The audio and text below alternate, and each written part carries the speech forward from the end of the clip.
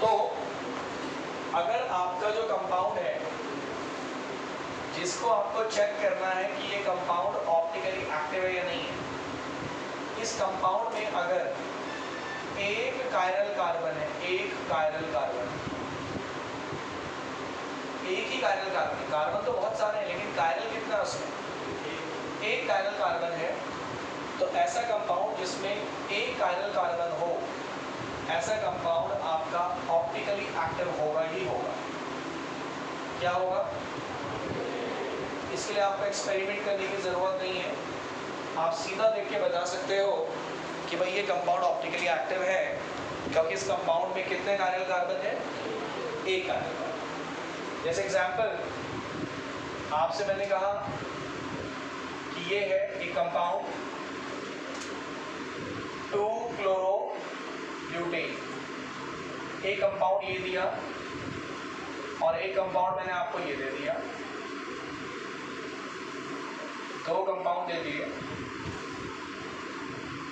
और आपसे पूछा गया है कि बताइए इनमें से ऑप्टिकली एक्टिव कौन है। ऐसा क्वेश्चन बहुत बनता है, इनमें ऑप्टिकली एक्टिव कौन है। तो टोटल कार्बन 4 है, यहाँ पे देख सकते हैं, there are 4 carbons but only one carbon is chiral and that is this one। ये 3 हाइड्रोजन एक ऐसे हो गए, कायरल नहीं हो सकता, ये भी नहीं होगा, ये भी नहीं होगा, हाँ ये होगा, इसके अंदर CH3 है, एक तरफ CH3 है, एक तरफ Cl है, एक तरफ H मान लीजिए ये वाला H और एक तरफ CH2 CH3 है। तो सर इसमें एक कायरल कार्बन है। सेकेंड वाले में चेक करें, इसमें कोई भी कार्बन कायरल नहीं है, 3H 2H 2H 2H, एक जैसे एटम तो होने ही नहीं चाहिए कार्बन के पास कायरल होने के लिए। तो ऊपर वाले कंपाउंड में कार्बन 4 है लेकिन कायरल कितना है? एक है। तो भैया ये 100% क्या होगा? ऑप्टिकली क्या होगा? एक्टिव होगा।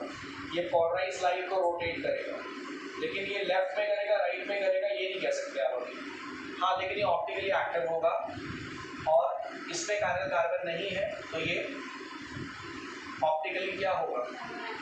इनएक्टिव होगा। ये पोलराइज्ड लाइट को रोटेट नहीं कर सकता सर, वो तो कर देगा पर ये नहीं कर पाएगा सर। क्या आया समझ में? तो एक कार्बन गारंटी है कि आपका कंपाउंड क्या होगा? ऑप्टिकली एक्टिव होगा। लिख लीजिए इस बात को। अब सर अगर एक कंपाउंड के अंदर एक से ज्यादा कायरल कार्बन आ जाए तो ठीक है, देखो जैसे हमने कहा एक ही कार्बन है कायरल तो 100% क्या हो जाएगा? Optically active. लेकिन ये भी तो हो सकता है कि एक से ज्यादा कार्बन आ जाए, अरे हो सकता है। तो जैसे हमने कहा ये कंपाउंड ले लिया, ये कंपाउंड ले लिया,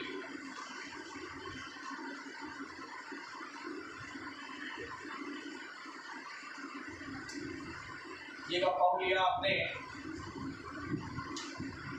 अब आप देखिए इसमें 2 कायरल कार्बन कहाँ है? ठीक है वाला, इस तरफ इसका COH, इस तरफ इसका H है, इस तरफ इसका OH है और इस तरफ ये पूरी चीज मानी जाएगी। ऐसे ये भी कायरल, इसके एक तरफ H है, एक तरफ OH है, एक तरफ COOH है, एक तरफ ये पूरी चीज मानी जाएगी। तो देयर आर 2 कायरल कार्बन। तो अगर आपके पास 2 या उससे ज्यादा कायरल कार्बन है आपके कंपाउंड में, तो आपको ये देखनी है कि आपके मॉलिक्यूल में किसी भी तरह की कोई सिमेट्री ना हो। क्या ना हो? सिमेट्री ना हो। सिमेट्री भी 2-3 तरह की होती है, एक प्लेन ऑफ सिमेट्री होता है, एक सेंटर ऑफ सिमेट्री होता है, एक एक्सिस ऑफ सिमेट्री होता है। ये थोड़ा डिटेल बातें हो गई, लेकिन एक सिंपल चीज मैं बता रहा हूँ। जैसे आप ऐसे समझ लो, क्या आप इस मॉलिक्यूल को 2 बराबर हिस्सों में काट सकते हो? क्या ऐसा हो सकता है कि इसको इक्वल हाफ्स में डिवाइड करें? Is it possible?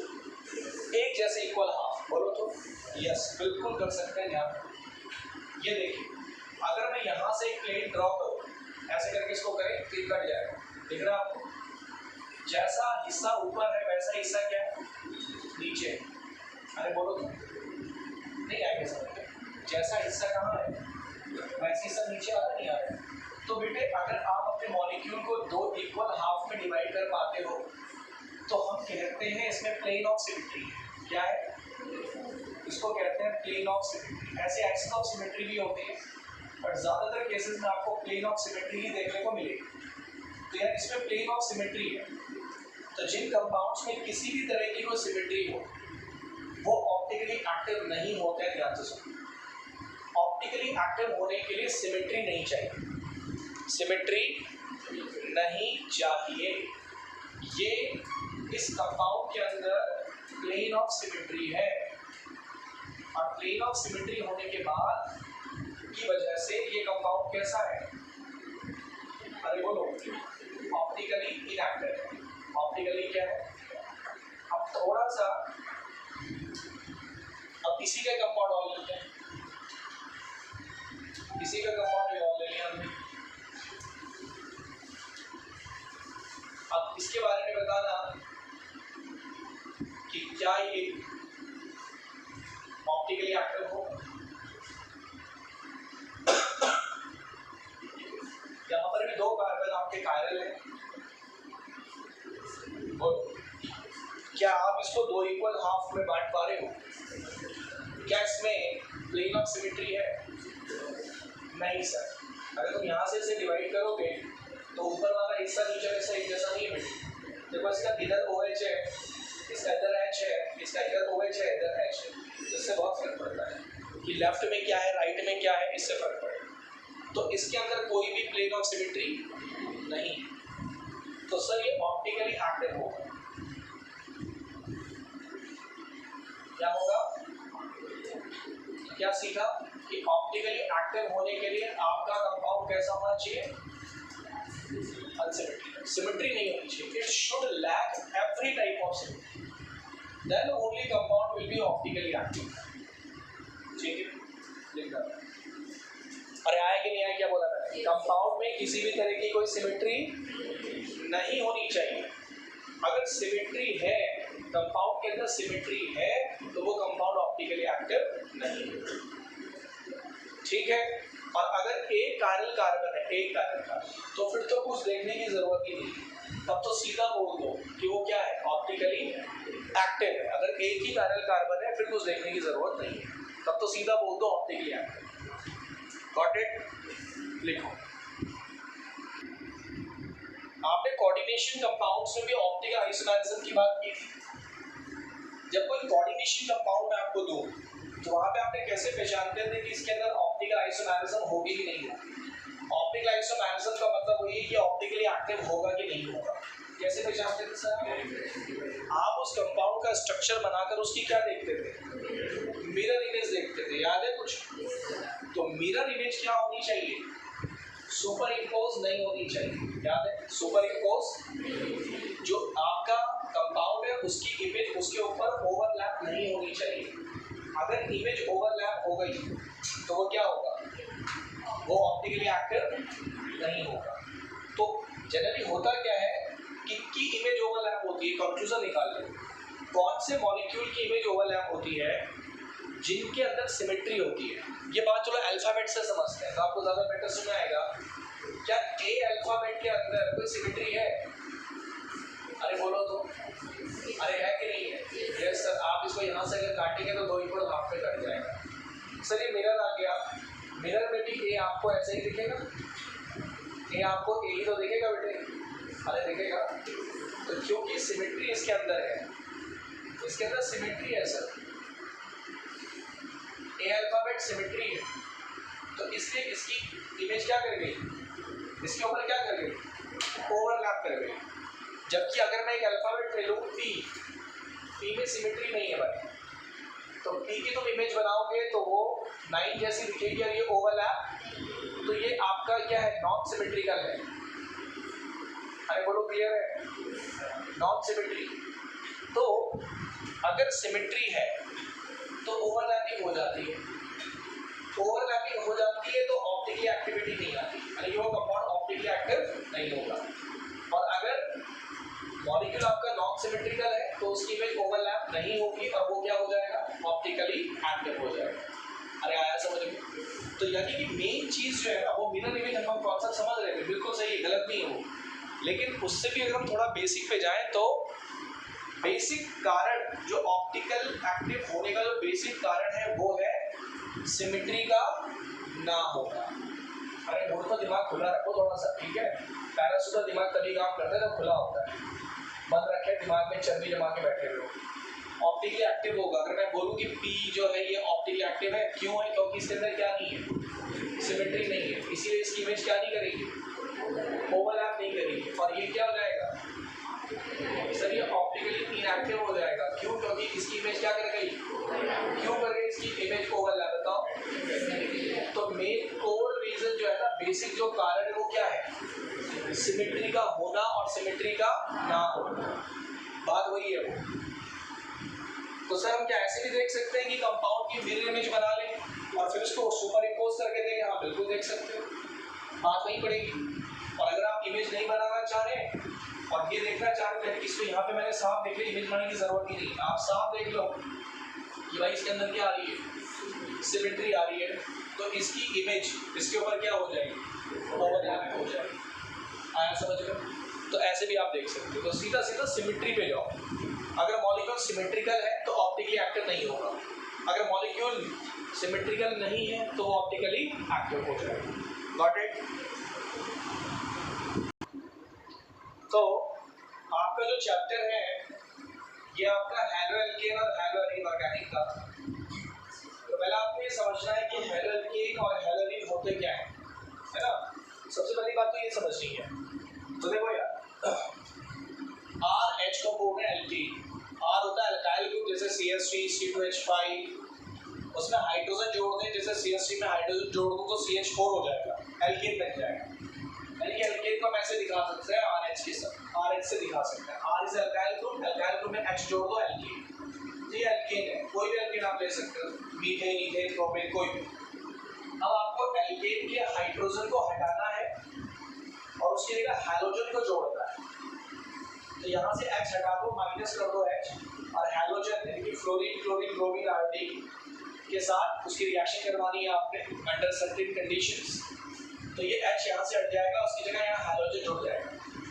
तो जो हैलोजन, एक हैलोजन यहाँ जुड़ जाएगा इसकी जगह, और जो हाइड्रोजन हटेगा दूसरा हैलोजन उसके साथ मिलके HX बार, यानी कि आप समझो ये देखो हट गया, ये H मैंने यहाँ से हटाया, ये H हटा दिया यहाँ से, इसकी जगह मैंने हैलोजन जोड़ दिया, और एक हैलोजन जो बचेगा X2 है वो इस हाइड्रोजन के साथ HX बन के बाहर। तो इन नेट शेल आप क्या देख रहे हैं कि एल्केन का हाइड्रोजन हटा दिया गया, रिप्लेस कर दिया गया है किससे, हैलोजन से।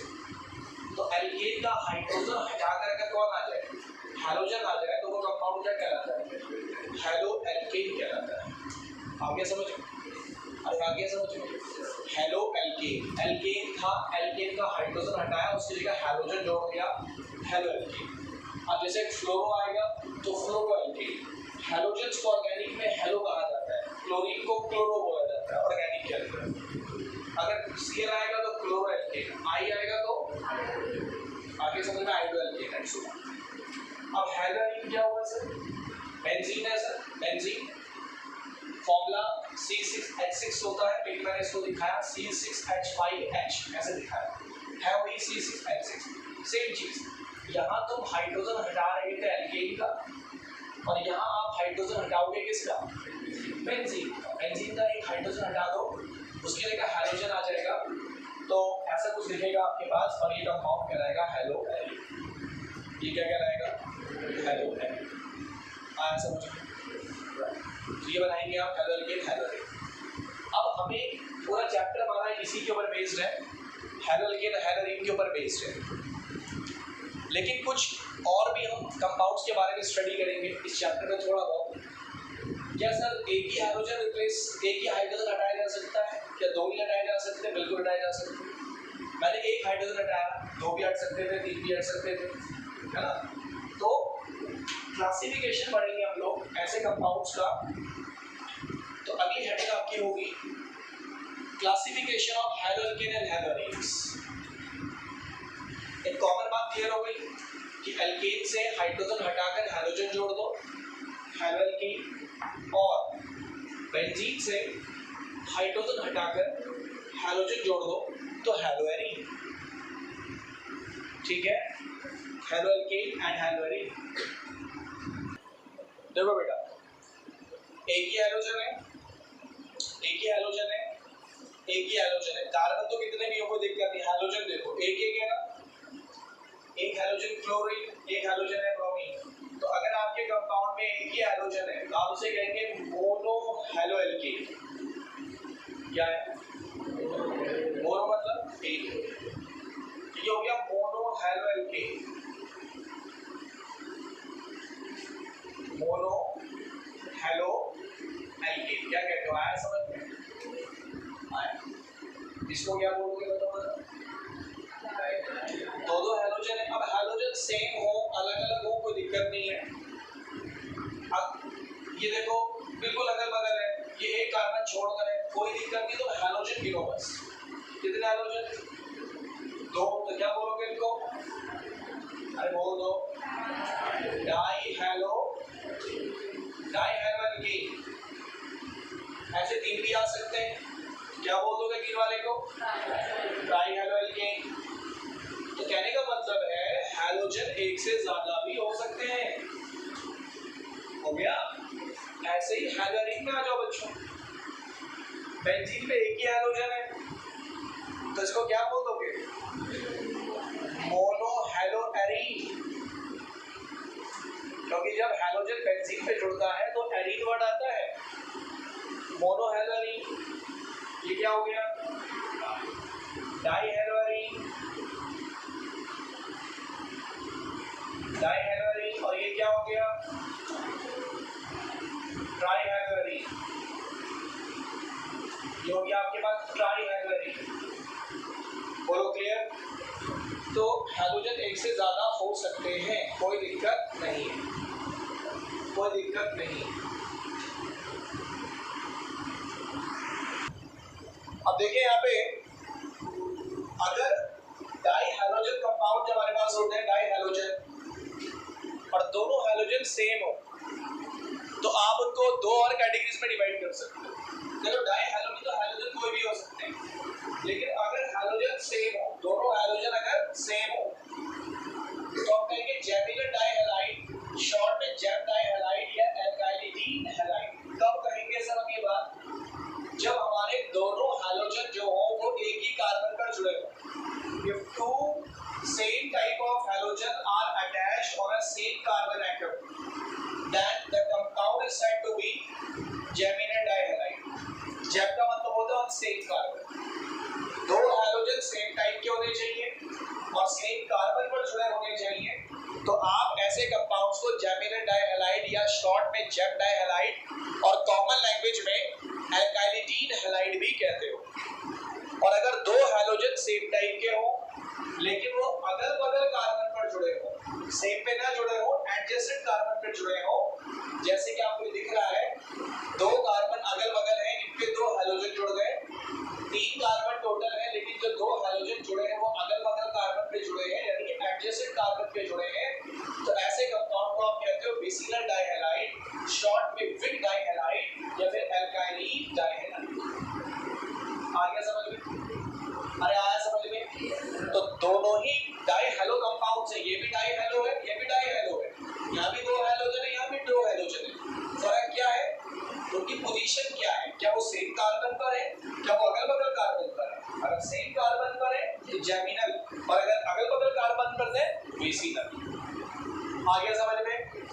तो ये आइडेंटिफाई करने को क्वेश्चन यहाँ से आता है, बहुत कॉमन सी बात है। तो लिख डालो इसको। चलिए समझिए, अभी क्लासिफिकेशन होगा आपके कंपाउंड्स का कि आपका जो कार्बन है जिसमें हैलोजन जुड़ा हुआ है उसका नेचर क्या है।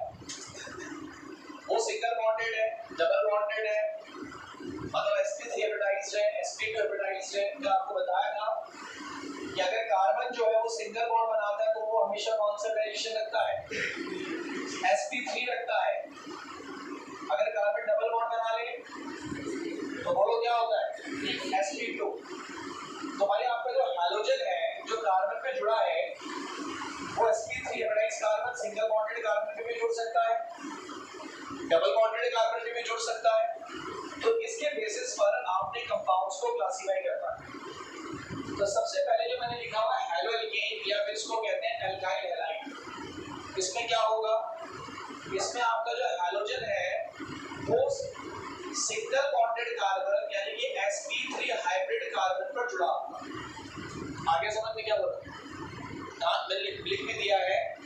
देखो Cl कार्बन कितना है कोई इशू नहीं है, बार बार कह रहा हूँ, बस आप ये देखिए वो sp3 हाइब्रिड है कि नहीं है। Cl मैंने जोड़ दिया कार्बन पर, ये कार्बन सिंगल बॉन्डेड है, sp3 हाइब्रिड है, तो इस कंपाउंड को आप हैलो एल्केन बोल सकते हो। यहाँ पर दो कार्बन है, यहाँ पर भी आपका हैलोजन कार्बन पर जुड़ा है, कार्बन आपका सिंगल बॉन्डेड है, sp3 हाइब्रिड।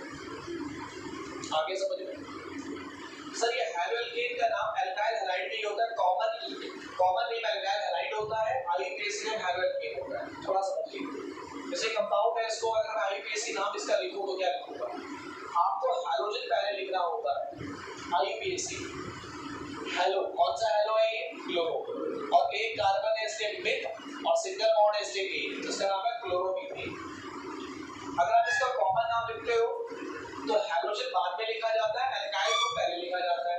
सर ये CH3 को कहते हैं मिथाइल, तो ये हो गया मिथाइल, और Cl को बोलेंगे क्लोराइड, क्लोरो को आईयूपीएसी में बोलते हैं, तो इसका नाम हो गया मिथाइल क्लोराइड। तो मिथाइल क्लोराइड और क्लोरोमीथेन सेम चीज है, और क्लोरोमीथेन आईयूपैक नाम है और मिथाइल क्लोराइड आपका कॉमन नाम।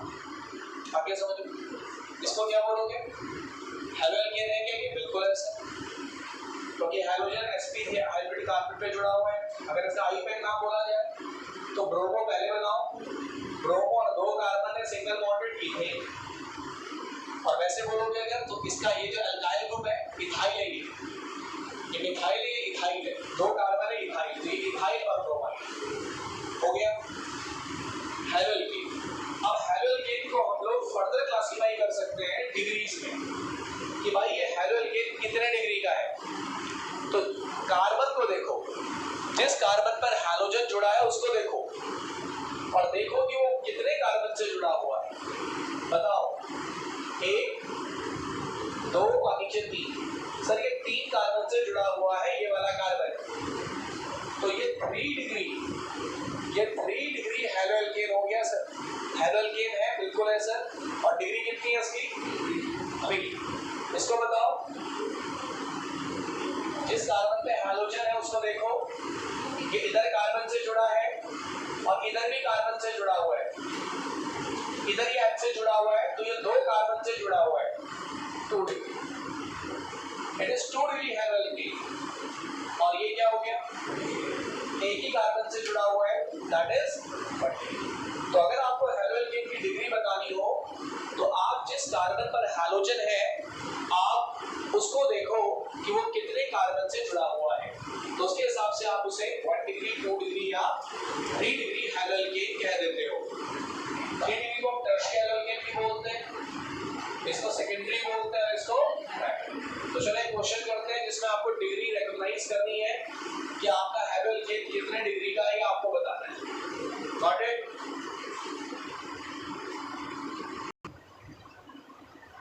आपको बताने हैं जो हैलो एल्केन बोर्ड पे लिखे हुए कितने डिग्री के हैं, ये आपको बताने हैं। तो पहले वाला बताइए जरा कितने डिग्री का है। हाँ, बाकी सब छोड़िए क्या है, बस आप उस कार्बन को देखें जिसका हैलोजन जुड़ा है, इधर उधर क्या है, दाएं बाएं क्या है उसे छोड़ो, और उसको देखो जिस कार्बन पे हैलोजन है कि उसकी स्थिति क्या है, वो कितने कार्बन से अटैच्ड है। तो ये आपको 1 डिग्री है कि नहीं है, बोलो इसके बारे में बताइए, इसके बारे में बताइए, जोर से बोलो। 3 तो नहीं है, इस कार्बन को देख रहे हो, इसको, ये कितने कार्बन से जुड़ रहा है, 1 से, फिर ये 3 से जुड़ रहा है, ये 3 से जुड़ रहा है, लेकिन हमें इसको नहीं देखना भाई, हमें इसको देखना। आया समझ में नहीं आया? तो बेटे ये भी 1 डिग्री है, ये बताओ, ये 3 है, जिस कार्बन पे हैलोजन है वो 3 जगह छोड़ गया, वो 3 डिग्री है। ये बताओ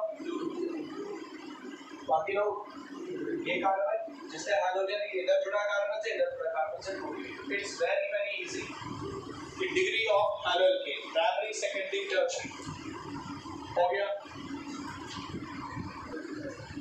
देखो बेटे एलाइलिक हैलाइड हम किसको कहते हैं, इसमें हैलोजन होगा, बिल्कुल होगा, पूरे इसमें हैलोजन जो कार्बन पे जुड़ा होगा वो sp3 होगा।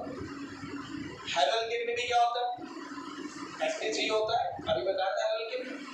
लेकिन इसमें कंडीशन क्या है कि जो सिंगल बॉन्डेड कार्बन होगा, मैं एग्जांपल देकर समझाता हूँ, वो डबल बॉन्डेड कार्बन के बगल में होगा। समझना बात को क्या बोलना चाह रहे हैं? ये लो सर, क्या ये कार्बन sp3 हाइब्रिड है?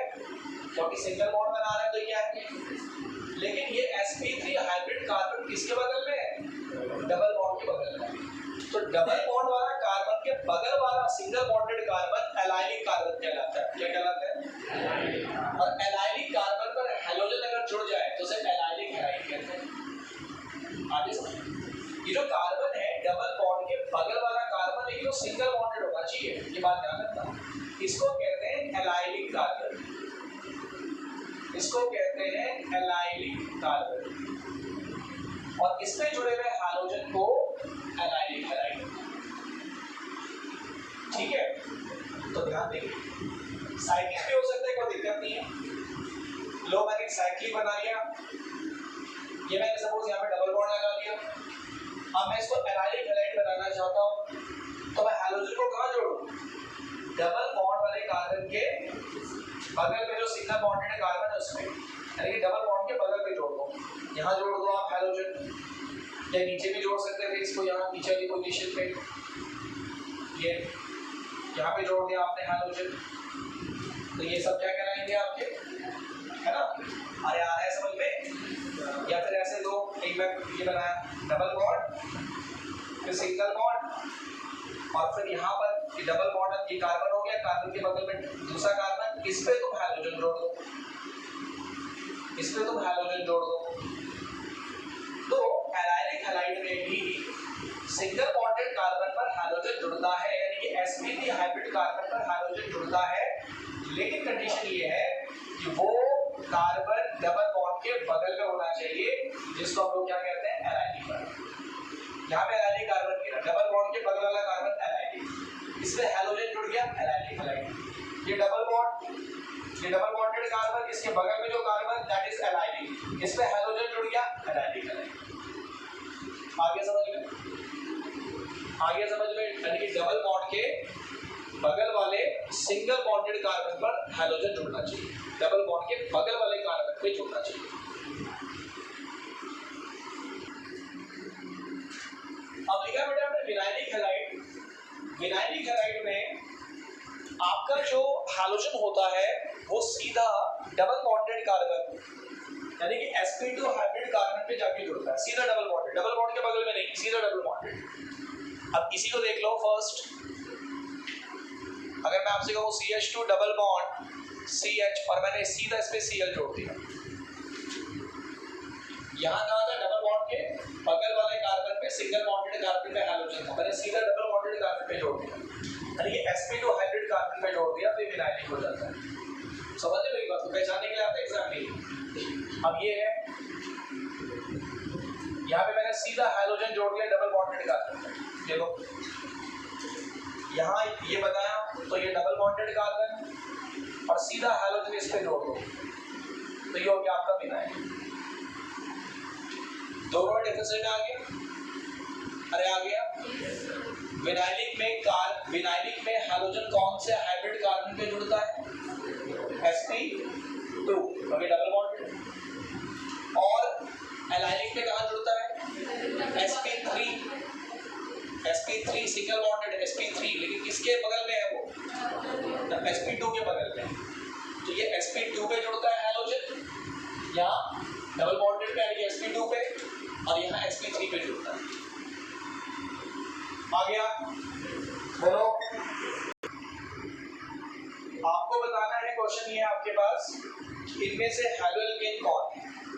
Which one is haloalkane? This is the question, P Y Q question है आपका। आइडेंटिफाई करो हैलोएल्केन कौन सा है इसमें। आपको हैलोएल्केन बताना है। क्या ये हैलोएल्केन है? नहीं सर, ये हैलोएल्केन नहीं, ये तो एलाइलिक हैलाइड है।